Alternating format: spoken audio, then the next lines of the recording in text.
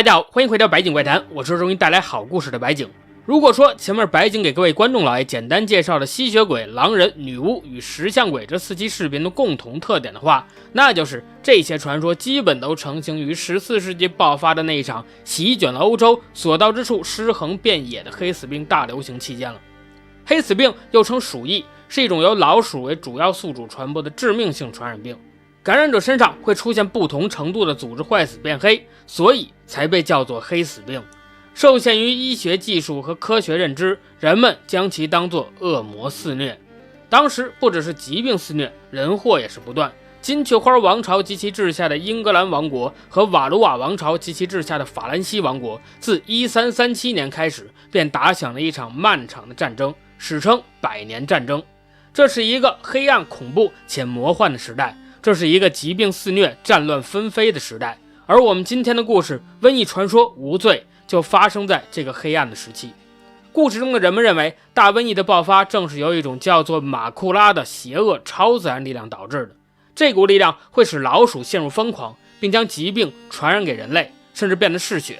它每隔一段时间便会出现在某些贵族的血液中，而这一次伴随着黑死病的爆发，它便寄生于我们今天故事中的小主角雨果·德·卢恩身上。通常情况下，宿主在被寄生以后会慢慢经历3个阶段。如果宿主成功控制了这股力量，那么他就会获得操控瘟疫、操控鼠群的力量，拯救这个世界。如果最终宿主被这股力量吞噬，那么世界也将陷入万劫不复。为了避免可怜的小雨果最终被恶魔吞噬，身为炼金术士的母亲贝阿特丽斯与另一位老术士兼医生的劳伦蒂斯一直在想办法研制解药。也因为如此，母亲对雨果的姐姐阿米西亚平时欠缺关爱，姐弟俩从小也被隔离养育，交集并不多。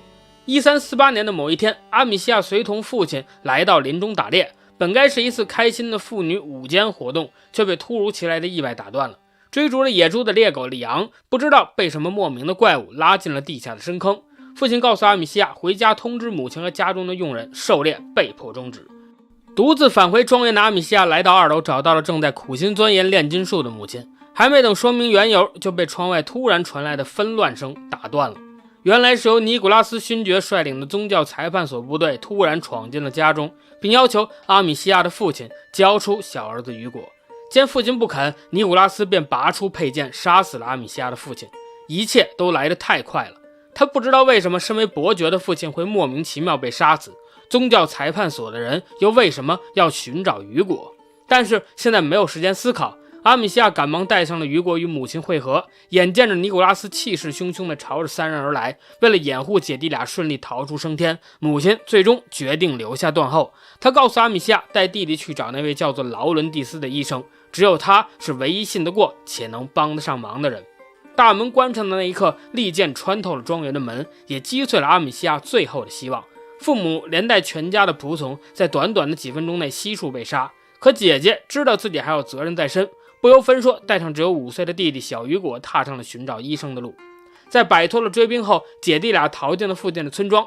本该热闹的集市空无一人，到处弥漫着发霉的臭味。原来这里早就已经被瘟疫折磨得不成样了。迫切希望得到帮助的2人虽然敲遍了村民的门，可因为害怕瘟疫传染，根本没人愿意帮助他们。跟着前方鼎沸的人声，2人朝着村子的中心摸索，可眼前的一幕却让人震惊。原来那些极端的教徒将那些染病者和他们的家属全都活活烧死了。姐弟俩见状只能赶紧逃跑，在老妇人克莱尔维的帮助下终于脱险。不仅如此，老人家还告诉阿米西亚，他们要找的医生就在附近的救济院帮忙，也许可以去那里找到他。本以为终于可以稍作休息再出发，可5岁的小雨果却因为过于思念母亲，和姐姐大吵一架。一气之下，姐姐才将母亲已死的消息告诉了弟弟。 You're going to get us killed. Mummy will protect us. That's enough. I want to see Mummy is dead, Hugo. You'll never see her again. Or Daddy. Amicia. 不愿意相信的小雨果一气之下竟独自跑了出去。情非得已之下告别了老妇人后，姐姐也跟着冲了出去。在用投石索干掉了一名重甲骑士后，才救下了这个不让人省心的孩子。2个人相拥在一起，尽弃前嫌。历尽千辛万苦，他们终于在附近的农场中找到了医生劳伦蒂斯，还有他的徒弟少年炼金术士卢卡斯。只可惜为时已晚，劳伦蒂斯已经身患黑死病，不久后就要离开人世了。临死前，他告诉姐弟俩，雨果的身体里寄宿着名为马库拉的上古恶灵。他与姐弟俩的母亲曾经联手寻找治疗雨果的方法，只不过现在自己的身体已经无法完成使命了。他叫卢卡斯带着姐弟俩前往阴影古堡，那里可以找到治疗小雨果的办法。无奈之下，三人只得继续踏上寻找古堡的旅途。可前往古堡的路上注定不会一帆风顺。卢卡斯告诉姐弟俩，之所以宗教裁判所这么急于寻找小雨果，就是因为裁判所的宗教判官维塔利斯·贝内文特渴望着雨果身体中寄宿着的恶魔，因为这恶魔潜藏着十分强大的力量。在经过英法战争的战场时，三人偶遇了盗贼兄妹亚瑟和梅丽。为了帮助两人脱困，姐弟俩反被英国士兵俘虏。见着二人一身贵族打扮，英国人临时起意，决定干脆绑个票，也许能卖个好价钱。颇有侠盗义气风范的兄妹俩自然也不能恩将仇报，坐视不管。妹妹梅丽潜入英军营地搭救姐弟，而亚瑟则在外围引开士兵们的注意力。梅丽虽成功救出二人，可哥哥亚瑟却被赶来付款提人的尼古拉斯勋爵俘虏。见眼下根本无能为力，梅丽也只得先带二人与卢卡斯会合，一同前往阴影古堡。终于抵达古堡，却容不得众人喘息。在古堡中一番探索后，才发现原来这里竟然是炼金术士们的秘密基地。阿米西亚的母亲之前就是在这里和卢卡斯的师傅一同研制可以治疗雨果的药水的。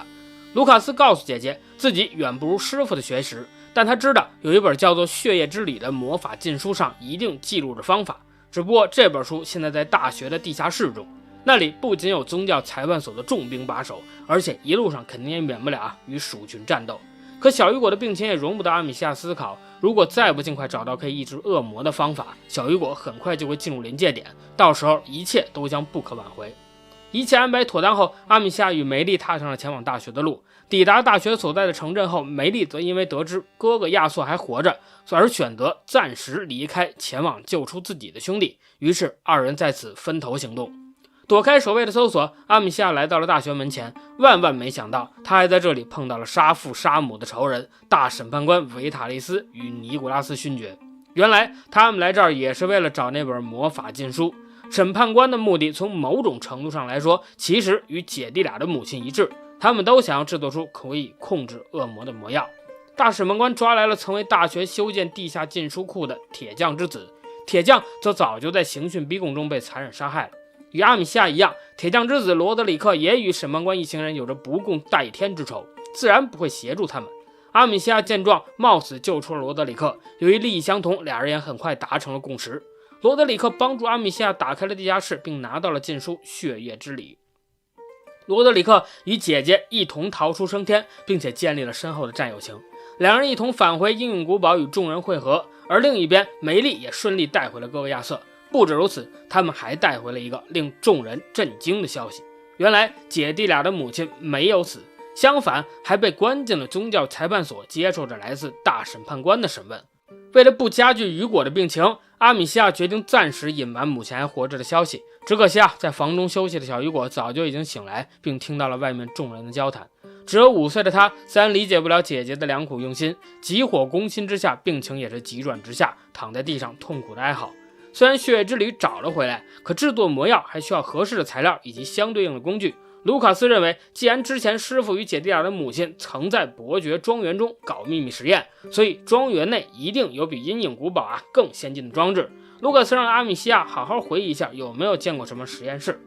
一番回忆后，阿米西亚想起了那个母亲一直不让他靠近的地方，庄园附近的古罗马废墟，先进的炼金术实验室一定就被母亲藏在了那儿。两个人将雨果托付给了盗贼兄妹后，便踏上了返乡之旅。自从姐弟俩逃离庄园后，这还是他第一次回来。曾经充满着温馨的家，如今已经遍布可怕疯狂的老鼠。两人在庄园附近的罗马废墟中，终于找到了母亲的实验室。一番周折后，卢卡斯利用母亲先进的装置，终于做出了可以延缓病情的药物，成功延缓了小雨果病情的发作。本以为一切都将向着好的方向发展，醒来的阿米西亚却发现弟弟雨果独自踏上了寻找母亲的路。焦急的姐姐到处寻找着自己相依为命的弟弟，一路上完全紧绷的精神，在这一刻终于濒临崩溃，陷入了充满自责与内疚的幻觉。这里的戏剧演出张力可以实实在在的打一个满分。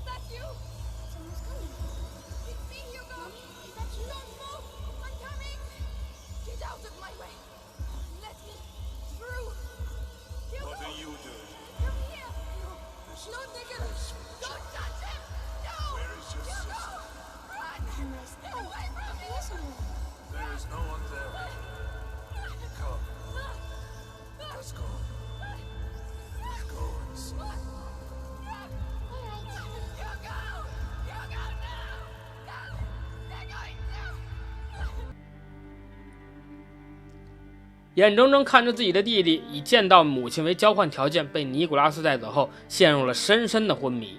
好在被后面跟上来的同伴带回了古堡，才捡回了一命。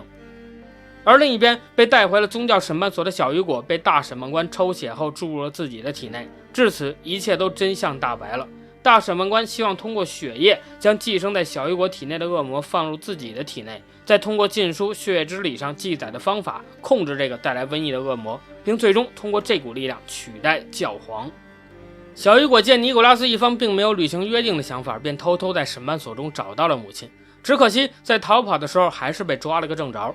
母亲听闻小雨果已经喝下了魔药，便临时教导他如何控制这股恶灵的力量。刚刚掌握控制鼠群力量的他显然不够熟练，审判官挟持了母亲，想要迫使小雨果直接解放至最后一个临界点，这样通过血液同样寄生在审判官体内的力量就也可以跟着觉醒了。只可惜小雨果在最后一刻被心中的姐姐唤醒了内心，没能如审判官的愿。时间一晃，就这样过了1个月。阴影古堡一边，姐姐与大家始终没有放弃寻找弟弟的下落，话里话外也能感觉到大家在这段时间建立了坚实的友情。随着夜幕降临，万万没想到尼古拉斯竟带着被洗脑的小雨果找上了门。本以为是姐弟间令人感动的重逢，可没想到小雨果竟然控制了庞大的黑色鼠群，向着众人扑来。他不理解姐姐为何没有告诉自己母亲依然活着。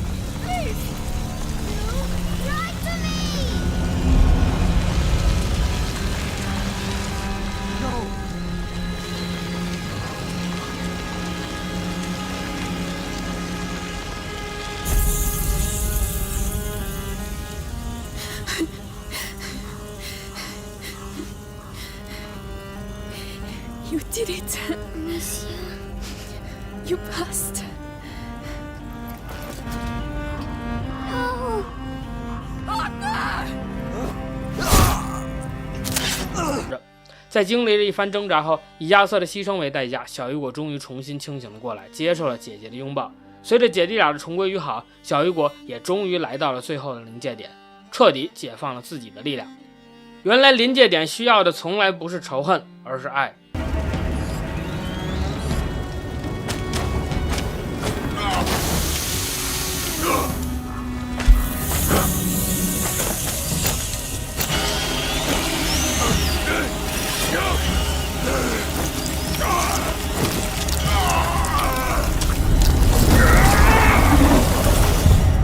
两个人携手一同击败了万恶的尼古拉斯勋爵。众人认为，只有解决掉真正的罪恶之源审判庭和大审判官，才能迎来最终的和平。况且每个人都对审判官恨之入骨。在反攻过程中，铁匠罗德里克牺牲了自己的生命，为众人打开了通往审判庭路上最后的障碍。 Hugo, go! Your turn.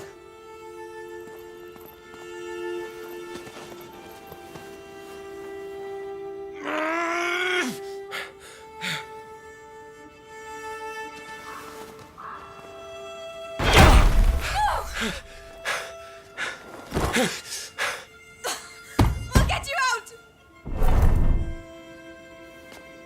I'm sorry. I'm sorry. Shit!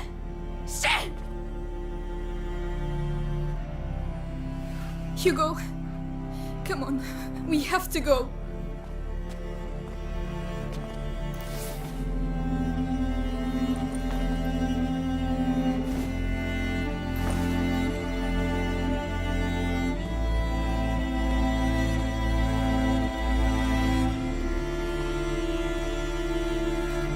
终于，故事迎来了最后的高潮。教堂中，那个本应代表神之惩戒的大审判官，随着小雨果的觉醒，也终于获得了同样的力量。控制着数以万计白老鼠的审判官，与控制着黑鼠群的小雨果展开了最终的决战。光明与黑暗交织在一起，可讽刺的是，这一次黑暗代表了真正的正义。最终，姐弟俩携手击溃了面前的白色鼠群，与妄想靠这股力量支配世界的大审判官维塔利斯。他和他的野心在黑色狂怒中灰飞烟灭。故事也迎来了尾声，成功救下了母亲。3天后，大瘟疫在雨果的力量下逐渐消退，生活也渐渐走上了正轨。可暗流似乎依旧在涌动。从村民口中姐弟俩得知，一些重要的人依旧在搜寻他们的下落，也为下一场精彩的故事埋下了伏笔。姐弟俩与母亲还有小炼金术师卢卡斯坐上了寻找新生活的马车，完结散花。瘟疫传说无罪的故事跌宕起伏，同时也用很好的场景设计展现了那个黑暗时代的恐怖，精彩地演绎出了那个大时代背景下每一个被裹挟着前进的普通人的挣扎。唯一美中不足的是，整体氛围的精彩呈现也弥补不了游戏性上的单调和不足，完全的线性叙述非常适合一口气通关。白井也是十分期待今年10月即将发售的瘟疫传说安魂曲，希望制作组可以在继续带来精彩故事的同时，也可以让每一个玩家体验到更加丰富的游戏性。那么碍于时间的因素，本期视频就要跟大家说拜拜了。如果你喜欢白井的视频，就请点个关注和3连，要知道你的支持就是白井最大的动力。咱们下周3不见不散。